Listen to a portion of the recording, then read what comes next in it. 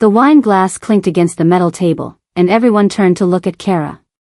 My older sister stood in the center of our aunt's backyard, her smile wide and practiced. The cookout was buzzing with cousins, uncles, and relatives I barely saw anymore. Kara cleared her throat like she was about to make an important announcement.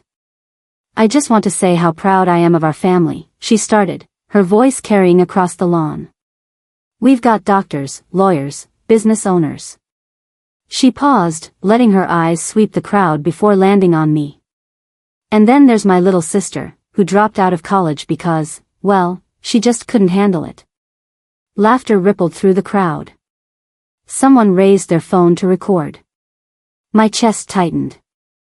I stood there holding a paper plate loaded with potato salad, frozen in place like a deer caught in headlights. It's okay though, Kara continued, her tone dripping with fake sympathy. Not everyone is cut out for real academics. Some people are just simpler. More laughter. My face burned. Cameras pointed at me.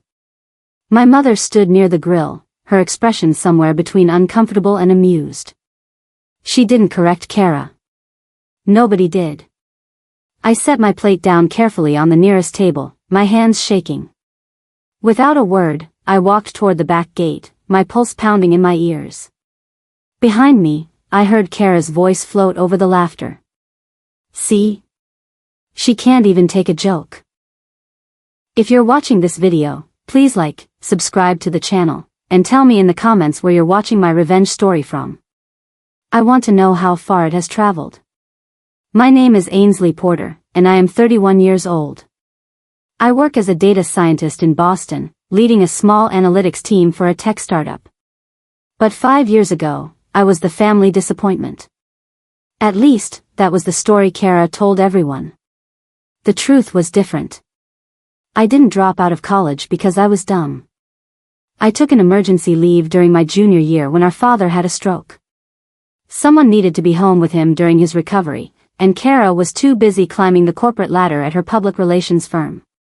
So I paused my degree, moved back home, and spent 18 months helping Dad relearn how to walk and speak. When he was stable again, I finished my degree online while freelancing as a data analyst. I graduated quietly, without a ceremony or announcement. Kara never asked about it. She preferred the version where I was the cautionary tale and she was the golden child.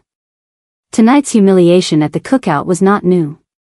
Kara had been drip-feeding this lie to our relatives for years. But something about the public nature of it, the cameras, the laughter, cracked something open inside me. I sat in my car outside the house, gripping the steering wheel. My phone buzzed. A text from Kara lit up the screen. Great party, dumb dropout. I stared at the message for a long moment. Then I whispered to myself, you'll regret that, Kara. The family group chat exploded that night. Kara uploaded a selfie of herself mid-toast, her wine glass raised high. The caption read, sibling banter. Love my little sis even if college wasn't her thing. The responses poured in immediately. Laughing emojis. Comments like brutal but hilarious and poor Ainsley, at least she tried. My cousin Megan wrote, some people just aren't book smart, nothing wrong with that. I scrolled through the messages, my jaw clenched. Nobody defended me. Nobody asked if the story was even true. They just accepted Kara's version because she was confident, successful, and loud. Only my Aunt Lillian sent me a private message. You okay, honey? I typed back quickly. I'll be fine. But I wasn't fine. I was shaking with a mix of anger and humiliation. Kara's laughter echoed in my head, along with the crowd's response. The cameras. The smirks. I closed the group chat and opened my laptop. I navigated to an old folder buried deep in my files, one I hadn't touched in years. It was labeled Capstone Data Models, Draft. Inside were dozens of documents. Spreadsheets. Visualizations. Research notes. My original thesis proposal on bias detection in university admissions algorithms. The project I had been forced to pause when Dad got sick. I clicked through the files slowly, my anger sharpening into something colder and more focused. Then I saw it. My stomach dropped. One of the visualizations looked familiar. Too familiar. I opened another window and pulled up Kara's LinkedIn profile. She had posted about a presentation she gave at her PR firm 6 months ago. The post included a photo of her standing in front of a projector screen. I zoomed in on the image. My breath caught in my throat. It was my work. The same color scheme. The same data labels. The same exact chart I had designed 3 years ago for my thesis. She had taken my research, slapped her name on it, and presented it as her own. I scrolled further through her profile. Another post from 4 months ago. Another presentation. This time, the tagline she used was identical to a phrase I had written in my proposal abstract. Kara had not just stolen one piece of my work. She had been systematically lifting my ideas, my designs, my words, and passing them off as her own thought leadership. I sat back in my chair, stunned. Then I opened a new email and attached screenshots of everything. The metadata.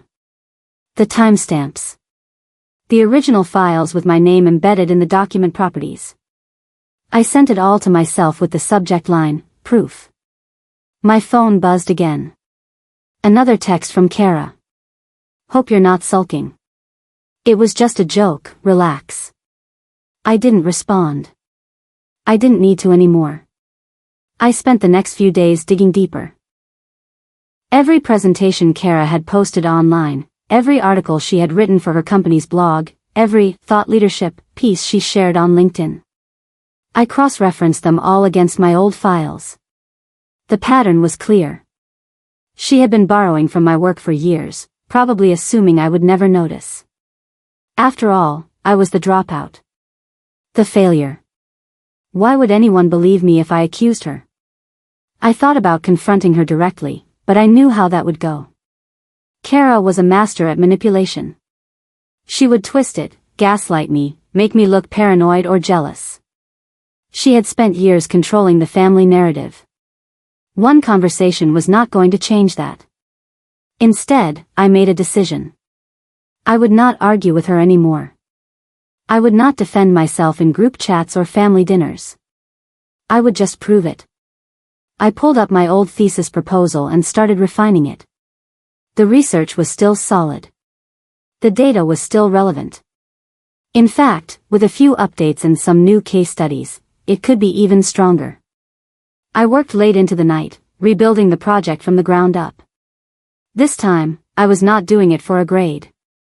I was doing it for myself. A week later, I uploaded the project to GitHub as an open-source repository. I wrote a clean, professional description and linked it to my LinkedIn profile. Within days, it started gaining traction. Comments and messages began rolling in. Data scientists. Researchers. Educators. People I had never met were sharing my work, discussing it, building on it. One comment stood out. This is exactly the kind of research we need right now. Have you considered presenting this at a conference? I stared at the message for a long time. Then I started researching upcoming symposiums and events. My work was good.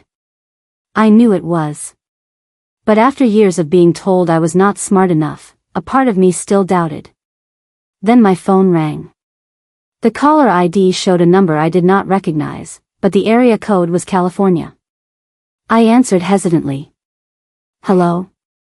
Hi, is this Ainsley Porter? A woman's voice asked. Yes, this is she. My name is Dr. Elena Cross. I'm a program coordinator with Stanford's Department of Data Ethics. I came across your GitHub project on fairness in AI admissions, and I have to say, it's impressive work. My heart started pounding. Stanford. She was calling from Stanford. We're hosting a symposium next month, Dr. Cross continued, and we'd love to have you present your research as a guest lecturer.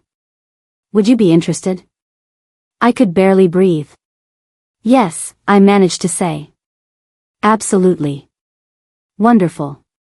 I'll send over the details. We're really looking forward to hearing from you, Ainsley. When I hung up, I sat in stunned silence. Then I smiled through tears. Stanford. The same university Kara loved to brag about consulting for once. I didn't tell anyone about the Stanford invitation right away. Part of me wanted to shout it from the rooftops, to post it in the family group chat and watch Kara's reaction. But I had learned something important over the years. Silence was more powerful than reacting. Instead, I focused on preparing. I refined my presentation, practiced my delivery, and connected with Dr. Cross to finalize the details. The symposium was 4 weeks away, and I wanted everything to be perfect. Meanwhile, the family drama continued as usual. My mother called me a few days after the cookout, her tone gentle but pointed. "Your sister is upset that you left the party without saying goodbye," she said. "She feels like you're being sensitive about a harmless joke." I closed my eyes and took a deep breath. "Mom, it wasn't a harmless joke. She lied about me in front of the entire family." "Well, you did leave school for a while," my mother said carefully. "People just got confused about the details." "I didn't leave school. I took a leave to take care of Dad. And I finished my degree. Kara knows that." There was a pause on the other end. "Can you just try to get along with her? For the family's sake?" I wanted to scream. Instead, I said quietly, "I'll think about it." When I hung up, I felt the familiar weight of being the peacekeeper, the one expected to smooth things over and let it go. But not this time. 2 weeks later, my mother organized a family brunch at a restaurant downtown. The message in the group chat was clear. "Let's all get together and put the drama behind us." I almost declined. But then I thought about the Stanford lecture coming up, and I realized this might be the perfect opportunity. I showed up at the restaurant on time. Kara was already there, sitting at the head of the table with our mother beside her. Aunt Lillian, Uncle Paul, and a few cousins filled in the rest of the seats. Kara greeted me with a bright smile. "Ainsley. Glad you could make it." Her tone was syrupy sweet, but I could see the calculation in her eyes. She was playing the gracious older sister, the one willing to forgive my supposed overreaction. We ordered food and made small talk. Then, halfway through the meal, Kara cleared her throat. "So, everyone," she said, her voice rising above the chatter. "I have some exciting news. I've been nominated for a PR Industry Award. The ceremony is next month." The table erupted in congratulations. My mother beamed with pride. Kara soaked it all in, her smile smug. Then she turned to me. "And Ainsley, what have you been up to?" "Still working on your little, what was it? Redemption project?" A few people chuckled. My cousin smirked into his coffee. I set down my fork and looked directly at Kara. My voice was calm. "Actually, I'm working with Stanford now." The table went silent. Aunt Lillian dropped her fork. It clattered against her plate. My mother's smile froze in place. Kara stared at me, her expression caught somewhere between confusion and disbelief. "Stanford," she repeated slowly, like she was testing the word. "Yes," I said evenly. "I've been invited to present my research at their symposium on data ethics next month." Uncle Paul leaned forward. "Wait, Stanford University? In California?" I nodded. "That's the one." Kara forced a laugh. It sounded high-pitched and brittle. "Oh, sure.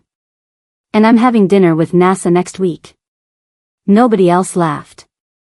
Instead, they looked between Kara and me, uncertain. My mother cleared her throat. "Ainsley, are you serious?" "Completely," I said. I pulled out my phone and opened my email. I turned the screen toward the table, showing Dr. Cross's official invitation with the Stanford letterhead clearly visible. The silence was deafening. Aunt Lillian's eyes went wide.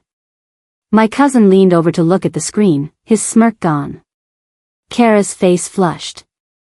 Her jaw tightened. Well, she said, her voice tight, that's surprising. Is it? I asked, keeping my tone light. She didn't answer. Instead, she picked up her water glass and took a long drink, her hands shaking slightly. For the rest of the meal, Kara barely spoke. The attention had shifted, and she hated it. I could see the wheels turning in her head, trying to figure out how to regain control. That night, I got a text from Kara. We need to talk. I ignored it. An hour later, another message. You're making me look bad on purpose. I didn't respond to that one either. Then my phone rang. It was Kara. I let it go to voicemail. The next morning, I woke up to a notification. Kara had posted in the family group chat. She had uploaded a screenshot of an old document. It was a draft of my thesis proposal from years ago, the one I had paused when Dad got sick. The file was incomplete, full of notes and placeholders. Her caption read, "Since Ainsley is suddenly an expert, here's proof she never even finished her degree. Found this in some old emails." Just saying. My stomach twisted. The group chat lit up with responses. Confusion. Pity. A few relatives asking if it was true. My mother texted me privately. Ainsley, what is this? Did you lie about graduating? I stared at the screen, my hands shaking. Kara was escalating. She was trying to destroy my credibility before I could expose her. I took a deep breath. Then I made a decision. I was not going to defend myself in the group chat. I was not going to argue or explain. I was going to show them instead. I opened LinkedIn and drafted a post. I attached the official Stanford invitation, my completed degree verification from my university, and a link to my GitHub project. The caption was simple. Excited to present my research on AI fairness at Stanford next month. Grateful for this opportunity. I hit post. Within minutes, the responses started flooding in. My LinkedIn post exploded. Colleagues, former professors, and people I had never met began liking, commenting, and sharing. One comment stood out. This is incredible work, Ainsley. We need more voices like yours in this space. Another said, from emergency leave to Stanford guest lecturer. This is inspiring. The post climbed higher in the algorithm. By the end of the day, it had over 2,000 interactions.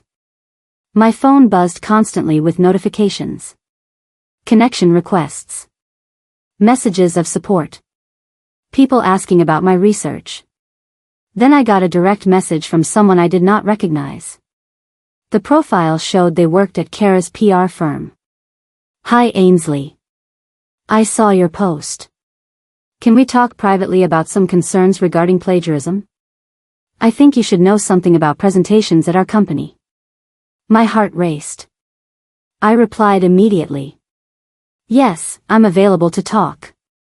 We scheduled a call for the next morning. When I hung up, I felt a strange mix of nerves and vindication. Someone else had noticed. I was not imagining it. That night, Kara called me again. This time, I answered. What the hell are you doing? She hissed. You're trying to humiliate me. I'm not trying to do anything, I said calmly. I'm just telling the truth. You're a liar, she snapped. You never finished that degree. I saw the files. That was a draft, Kara. I finished the degree 2 years later. It's verified. Anyone can check. Silence. Then she said quietly, you'll pay for this. The next morning, I spoke with the HR representative from Kara's firm. Her name was Monica, and her tone was professional but serious. We've received some concerns about content duplication in several of Kara's presentations, Monica explained. Your name came up in relation to some of the original work. Would you be willing to share documentation? I sent her everything. The time-stamped files. The metadata showing I was the original author. The side-by-side comparisons of Kara's slides and my designs. All of it was factual, neutral, and undeniable. Monica thanked me and said they would conduct a discreet internal review. I hung up feeling a strange sense of calm. I had not gone looking for revenge. I had just protected my work. Meanwhile, the family group chat had gone quiet. A few relatives had sent me private apologies after seeing my LinkedIn post. Sorry for doubting you. Didn't realize you'd actually graduated. Congrats on Stanford, that's huge. Aunt Lillian called me that afternoon. I'm proud of you, sweetheart, she said. Don't let anyone dim your light. My mother, however, stayed silent. She did not apologize. She did not acknowledge the post Kara had made or the lies that had been spread for years. She just pretended it had not happened. I realized then that my mother had always chosen Kara. Not because Kara was right, but because Kara was louder. That night, my father called. His voice was weak but clear. Ainsley, your aunt told me what happened. Is it true? Did Kara say you dropped out? I hesitated. Then I said, yes, Dad. She's been saying it for years. There was a long pause. Then he said quietly, I'm sorry, kiddo. You deserved better. 2 weeks before the Stanford symposium, Kara's firm announced she was taking a temporary leave. The statement was vague, citing internal review procedures, but the timing was obvious. Word spread quickly through our family. Relatives who had laughed at Kara's toast were now sending me awkward messages. We didn't know the full story. Kara always exaggerated things. Nobody wanted to be associated with her now that the truth was out. Kara deleted her social media accounts. Her LinkedIn profile went dark. For someone who had built her identity on public validation, the silence must have been unbearable. I did not gloat. I did not post about it. I just focused on my work. The symposium was days away, and I was terrified. This was the biggest presentation of my life. I practiced my talk over and over, refining every slide, every transition. Dr. Cross sent me encouraging emails, reminding me that my work was valuable and needed. The night before my flight to California, someone knocked on my apartment door. I looked through the peephole and froze. It was Kara. Her face was blotchy, her eyes red.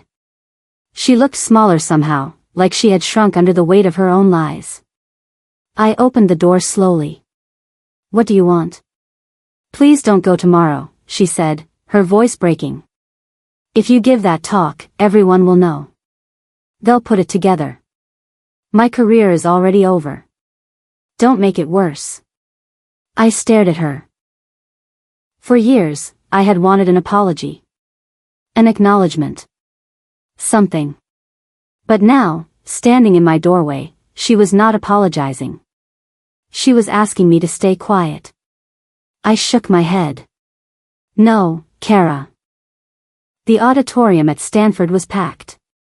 Rows of academics, students, and researchers filled the seats. I stood backstage, my heart pounding so loud I was sure everyone could hear it. Dr. Cross found me in the wings. You're going to do great, she said warmly. Just remember, they're here because your work matters. When my name was called, I walked onto the stage. The lights were bright. The crowd was a blur. I clicked to my first slide. It was titled Truth in Data, How False Narratives Spread Through Repetition. I began speaking. My voice was steady. I explained how biased data sets could perpetuate stereotypes. How algorithms learned to discriminate because humans fed them flawed information. How narratives, once repeated enough times, became accepted as truth even when they were lies. As I spoke, I realized I was not just talking about AI. I was talking about my own life. About Kara's lies. About the family that believed her because she said it confidently and often. The audience was silent, absorbed. When I finished, the applause was thunderous. People stood. Dr. Cross beamed from the front row. Afterward, several attendees approached me with questions. One of them was a journalist. "Would you mind if I wrote about this?" she asked. "Your story is powerful." I hesitated, then nodded. "Sure." That night, a video clip of my talk was posted online. By morning, it had thousands of views. The caption read, "Data scientist delivers powerful talk on integrity and bias." My phone exploded with notifications. The family group chat lit up for the first time in weeks. My mother called, her voice tight. "Ainsley, your sister is devastated. People are connecting the dots. Can't you just delete the posts? Let this go?" I sat on the hotel bed, staring out at the California skyline. "Mom, this isn't about revenge. This is just the truth catching up." "But she's your sister," my mother insisted. "Family should protect each other." Where was that protection when she lied about me for 5 years? I asked quietly. My mother went silent. Then she hung up. I did not feel guilty. I felt free. The next day, Kara's firm released a public statement confirming that an internal review had found content duplication issues in several employee presentations. They did not name Kara directly, but the timing made it obvious. Relatives who had once celebrated her success now distanced themselves. The same people who had laughed at her toast were suddenly pretending they had always doubted her. Aunt Lillian texted me. "Proud of you, sweetheart. When's your next talk?" I smiled. "Working on it." Over the next few weeks, opportunities poured in. Other universities reached out. A tech ethics nonprofit asked me to join their advisory board. My GitHub project gained even more traction, with developers from around the world contributing. I also started something new. I called it the Porter Initiative, a mentorship program for women re-entering STEM after life disruptions. The first donation was made in my father's name. When I posted about it online, the response was overwhelming. From dropout to guest lecturer to founder. Iconic. But the comment that hit me hardest was simpler. "You didn't just win. You built something better." A month after the symposium, a letter arrived at my apartment. The handwriting on the envelope was familiar. Kara's. I stared at it for a long time before opening it. Part of me wanted to throw it away. But curiosity won. Inside was a single page, handwritten. "Ainsley. I don't expect you to forgive me. I don't even know if I deserve it. But I need you to know the truth. You were never dumb. You were never a failure. I made that story up because I was terrified you would surpass me, and deep down, I knew you already had. When Dad got sick and you dropped everything to help him, I was relieved. Relieved that you were out of the picture. Relieved that I could be the star without competition. I told myself I was protecting my image, but really, I was just insecure. When you finished your degree and started building your career, should have been proud. Instead, I felt threatened. So I kept lying. I stole your work because I wanted to be you, but I didn't want to do the work you did. I'm sorry. I know that doesn't fix anything. But I needed to say it. Kara. I folded the letter and set it on my desk. Tears fell, but they were not sad. They were peaceful. I whispered to the empty room, forgiven, not forgotten. Then I opened my laptop and started drafting my next presentation. This time, it was about resilience. 3 months later, I stood in front of a different audience. This time, it was a TEDx stage. The topic was overcoming false narratives and reclaiming your story. I started with a confession. 5 years ago, my sister told everyone I was a college dropout. She said it so many times, with so much confidence, that people believed her. For a long time, I believed it too. I paused, letting the words sink in. But belief is not truth. And silence is not acceptance. I walked them through the journey. The emergency leave. The stolen work. The moment I decided to stop defending myself and start proving myself. The Stanford lecture. The mentorship program. When someone tries to write your story for you, I said, my voice strong, the best response is not to argue. It's to write a better story yourself. The applause was deafening. Afterward, people lined up to talk to me. Young women, mostly, who had their own stories of being underestimated or erased. One girl, no older than 19, grabbed my hand. Thank you, she said, tears in her eyes. I needed to hear this. I squeezed her hand back. You're stronger than you know. That night, I posted a final message online. It was a photo of me and my father, smiling over breakfast. The caption read, "To everyone who's ever been called too dumb, keep receipts and keep going. Success speaks louder than their stories." The post went viral. Comments poured in from around the world. People shared their own experiences. Their own battles. Their own victories. And for the first time in my life, I realized that my story was not just mine anymore. It belonged to everyone who had ever been silenced. A year after Kara's public toast, I stood in the same backyard where it had all started. My aunt was hosting another family cookout, and this time, the energy was different. Kara was not there. She had moved to another state, taking a lower-level job at a smaller firm. We had exchanged a few texts over the months, but the relationship was distant. Maybe one day we would rebuild it. Maybe not. I was okay with either outcome. My mother approached me with a plate of food. "Ainsley, I want to say something." I looked at her, waiting. "I'm sorry," she said quietly. "I should have defended you. I should have stopped her. I didn't know how." I nodded. It was not the apology I had wanted a year ago, but it was something. "Thank you, Mom." She hugged me, and I let her. Aunt Lillian found me later, grinning. "So, Stanford, TEDx, and now what? A book deal?" I laughed. "Maybe. Someone did reach out." "Of course they did," she said, shaking her head. "You're unstoppable, kiddo." As the sun set over the backyard, I stood near the edge of the lawn, watching my family laugh and talk. Some of them had apologized. Some had not. But it did not matter anymore. I had spent years trying to control their narrative, trying to make them see the truth. But the real power had come when I stopped caring what they believed and started building something I believed in. My phone buzzed. A message from Dr. Cross. "We'd love to have you back next year as a keynote speaker. Interested?" I smiled and typed back. "Absolutely." 6 months later, I published my first book.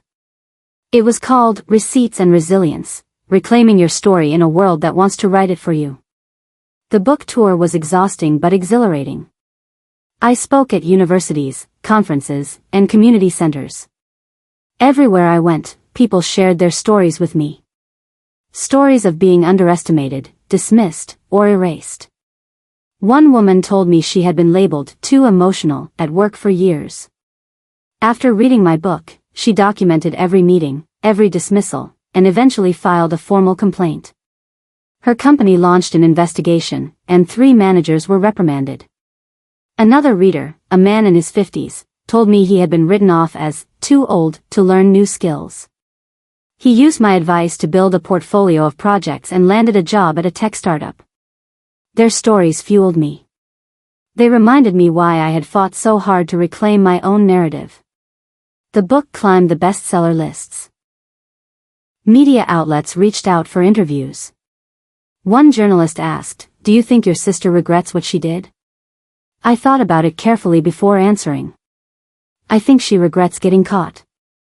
But whether she understands the harm she caused, I'm not sure. And honestly, it doesn't matter anymore. My story isn't about her.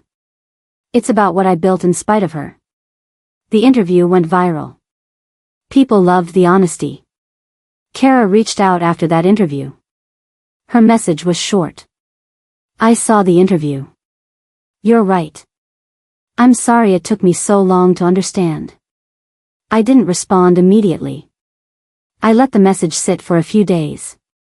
Then I replied. Thank you for saying that. It was not forgiveness. It was acknowledgement. And that was enough. 2 years after the toast that changed everything, I stood on a stage in New York City. The event was a gala for the Porter Initiative, the mentorship program I had started. We had grown beyond anything I had imagined. 50 women had gone through the program in the first year. This year, we had over 200 applicants. We offered resume workshops, coding boot camps, and one-on-one mentorship with professionals in STEM fields. The woman speaking before me was one of our first participants. Her name was Maya, and she had returned to college after a decade away, raising her kids as a single mother. I thought I was too old, too behind, Maya said, her voice strong. But this program showed me that setbacks don't define you. What you do after them does. The crowd applauded. I felt tears prick my eyes.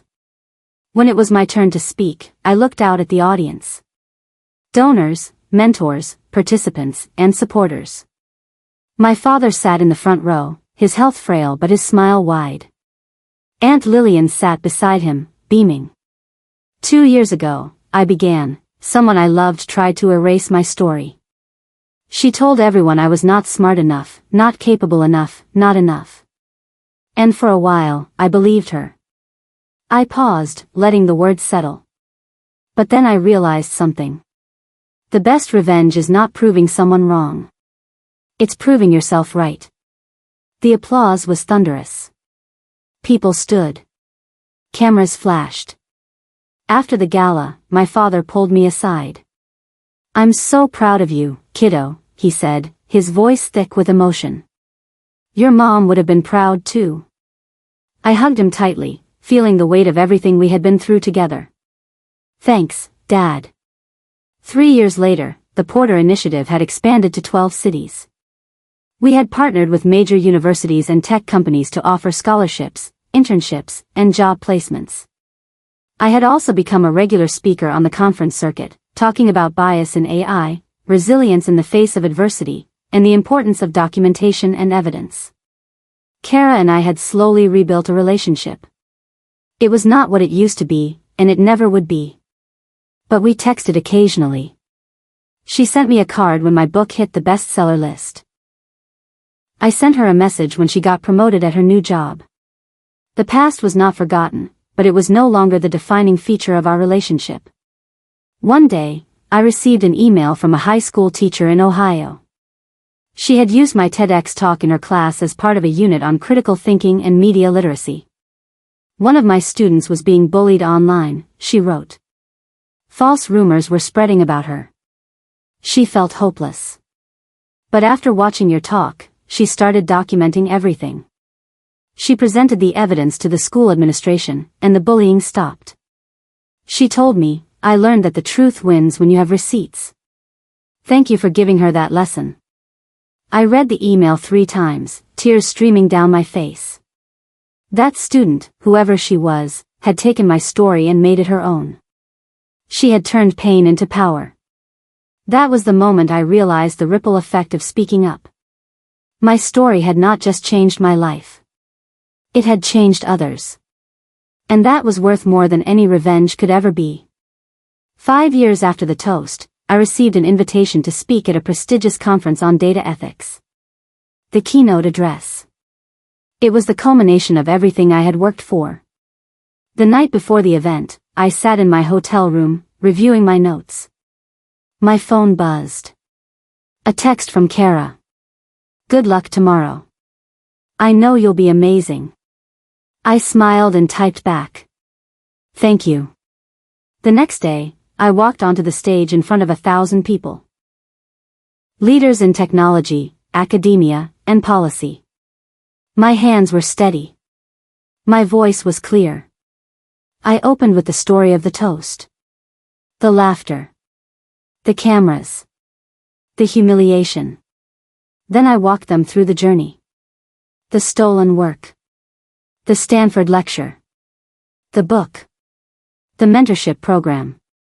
5 years ago, I said, looking out at the sea of faces, someone tried to define me by my worst moment. But I refused to let that moment define me. Instead, I used it as fuel. I turned humiliation into purpose. I turned silence into a voice. I paused, letting the words sink in. And you can too. Whatever false narrative has been written about you, whatever lies have been told, whatever doors have been closed, you have the power to rewrite the story. Not by arguing. Not by defending. But by building something so undeniable that the truth speaks for itself. The applause was deafening. People stood. Some were crying. Afterward, dozens of people approached me. They shared their stories. They asked for advice. They thanked me for giving them hope. One man, probably in his 60s, shook my hand firmly. My daughter was told she wasn't smart enough for medical school. She believed it for years. Then she read your book. She applied again last month. She got in. I felt my throat tighten. Tell her congratulations from me. I will, he said, his eyes glistening. And thank you. You gave her permission to try again. That night, I sat alone in my hotel room, scrolling through messages. Hundreds of them. From people I had never met. People whose lives had been touched by my story in ways I never expected. One message stood out. It was from a college student named Jasmine. My older brother told everyone I failed out of school. He was lying. I took a medical leave for mental health reasons and came back stronger. But his lie stuck. Reading your story helped me realize I didn't need to convince anyone. I just needed to live my truth. I graduate next month with honors. Thank you for showing me the way. I stared at the message for a long time. Then I typed back, congratulations, Jasmine. I'm proud of you. I put my phone down and looked out the window at the city lights below.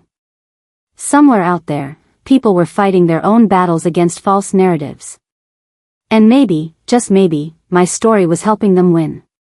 A year later, I was invited back to my alma mater to give the commencement address. The same university where I had once taken emergency leave, where I had finished my degree quietly and without fanfare. Standing at the podium in my doctoral robes, yes, I had gone back for my PhD, I looked out at the sea of graduates. Their faces were bright with hope and nerves. When I was a student here, I faced an impossible choice. Continue my education or take care of my dying father. I chose family. And for years, that choice was used against me. People said I quit. They said I wasn't dedicated. They said I wasn't smart enough to finish. I paused, watching the audience lean forward. But here's what they didn't understand. Taking care of someone you love doesn't make you weak. Pausing to handle a crisis doesn't make you a failure. And finishing your journey on your own timeline doesn't make your accomplishment any less valid. Parents in the audience wiped their eyes. Graduates nodded. So to everyone graduating today, I want you to remember this: your path will not look like anyone else's. You will face setbacks. People will doubt you. Some will try to write your story for you. But you have something powerful on your side. I held up my phone. Documentation. Evidence. Truth. And most importantly, perseverance. The applause was thunderous. After the ceremony, dozens of graduates approached me, asking for photos and advice. One young woman grabbed both my hands. I almost dropped out last year. My family kept telling me I wasn't cut out for college. But I stayed. I graduated. And I'm going to grad school in the fall. I squeezed her hands. I'm so proud of you. Keep going. 7 years after the toast that changed my life, I sat across from Kara at a small coffee shop. It was the first time we had met face to face in years. She looked different. Older, yes, but also softer somehow. The sharp edges of competition and insecurity had dulled. Thank you for meeting me, she said quietly, stirring her coffee. Of course, I replied. We sat in awkward silence for a moment. Then Kara took a deep breath. I've been in therapy for 3 years now. Working through a lot of things. And I need to say this properly, not in a letter or a text. I waited. I was jealous of you, she said, her voice shaking slightly. From the time we were kids. You were naturally good at things I had to work hard for. You were kind when I was calculating. People liked you without you trying. So I spent years trying to diminish you because I thought it would make me bigger. She looked up, tears in her eyes. But it just made me smaller. And meaner. And more miserable. I felt my own eyes water. Kara. Let me finish, she interrupted gently. When you took care of Dad, I should have helped. Instead, I used your absence to get ahead. When you finished your degree, I should have celebrated. Instead, I lied about it. And when you succeeded despite everything I did, I should have been proud. Instead, I tried to destroy it. She wiped her eyes. I can't take back what I did. But I want you to know that watching you build something beautiful out of the pain I caused has been the most humbling experience of my life. You didn't just survive me. You transcended me. I reached across the table and took Kara's hand. For the first time in years, I felt something other than resentment toward her. I felt compassion. I forgive you, I said softly. Not because what you did was okay. But because holding on to anger was hurting me more than it was hurting you. Kara nodded, tears streaming down her face. I don't deserve that. Maybe not, I agreed. But I'm not doing it for you. I'm doing it for me. We talked for another hour. About our childhood. About Dad's illness and how it had affected us differently. About the pressure we both felt to succeed and how it had manifested in toxic ways. When we finally left the coffee shop, we hugged. It was not the warm embrace of childhood, but it was real. I'm proud of what you've built, Kara said. The mentorship program, the book, everything. You changed lives, Ainsley. Including mine. I smiled. Thank you. That means something. As I drove home that evening, I thought about the past 7 years. The humiliation. The anger. The determination. The success. And finally, the peace. My phone buzzed at a red light. A notification from the Porter Initiative. We had just received our largest donation yet, enough to expand to 15 more cities. I smiled and pulled into my driveway. Inside, my father was waiting, along with Aunt Lillian and a few close friends. We were celebrating the initiative's expansion with a small dinner. As I walked through the door, Dad raised his glass. To Ainsley, he said, his voice strong despite his age. Who proved that success is not about being believed. It's about being undeniable. Everyone raised their glasses. I looked around at the people who had supported me, who had believed in me when others didn't. And I realized something profound. Kara's toast 7 years ago had been meant to humiliate me, to cement her superiority and my inferiority in front of everyone who mattered. Instead, it had become the catalyst for the most meaningful chapter of my life. I raised my own glass. To truth, I said. To receipts. And to everyone who ever called someone too dumb and lived to regret it. Laughter filled the room. Warm, genuine, supportive laughter. The kind that builds up instead of tears down. Later that night, I sat at my desk and opened my laptop. A new email waited from a university in London. They wanted me to keynote their conference on educational equity. I smiled and typed my acceptance. The girl who was once called too dumb for college was now being flown around the world to teach others. And somewhere in another city, my sister was learning that the person you try to bury might just be the one who plants seeds that grow into forests. I posted one final message on social media before bed. It was a photo of me at my graduation, holding my diploma, with my father beside me. The caption read, 7 years ago, someone tried to write my ending. Tonight, I'm still writing new chapters.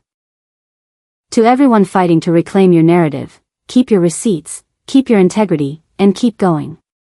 The truth doesn't need to shout. It just needs to show up. The post went viral within hours. And as I drifted off to sleep, I knew that my story, the real story, not Kara's version, would continue to reach people who needed to hear it. Because the best revenge is not destruction. It's resurrection. I'd love to hear your thoughts. What does family mean to you? Please share below and subscribe to this channel for more stories like mine.